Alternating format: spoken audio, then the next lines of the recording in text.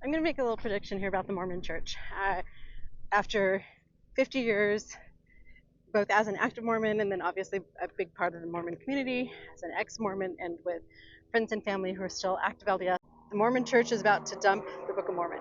In this past General Conference, there was almost no reference to the Book of Mormon except from a couple of the older apostles. There were no stories from the Book of Mormon. The conference didn't have a theme that was based on anything to do with the Book of Mormon at all. In the past couple of years, we've seen things like the general authorities lightening up on not wearing crosses.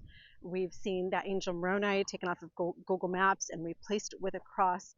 We've seen kind of a stepping back of the Pearl of Great Price and the Book of Mormon are direct translations. They are now inspired inspirations. The Book of Mormon is the biggest problem for the Mormon Church, which is funny because I grew up in the 70s and 80s with the Book of Mormon being the keystone of our religion. And I remember my seminary teachers telling me that if the Book of Mormon ever crumbled, then so crumbled the church. Because why are they obsessed with being called the Church of Jesus Christ of Latter-day Saints instead of the Mormon Church?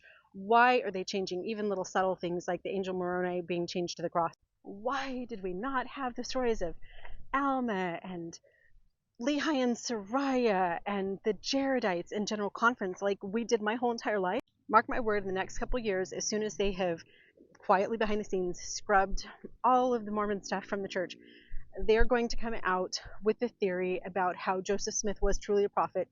He saw God. He was told that he was going to have the gospel restored to him.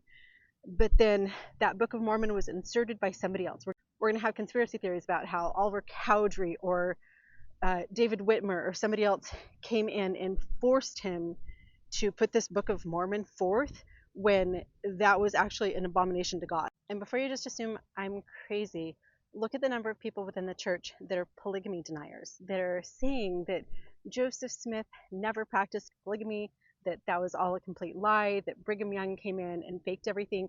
I think that they could possibly lump the Book of Mormon in with Brigham Young and say Joseph Smith never said that the Book of Mormon was that end all that everybody else said. They're going to come in and they're going to figure out a way to massage and twist the history of the Book of Mormon, even leaning into and using all of the different accounts of the first vision.